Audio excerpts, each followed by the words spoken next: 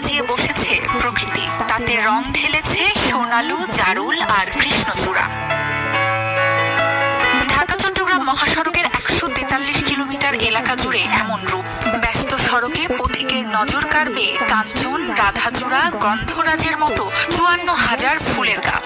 আছে হৈমন্তী, কুরচি, টগর, কদম, বকুল, করবী, ক্যাসিয়া ও পলাশ সহ অসংখ্য প্রজাতি।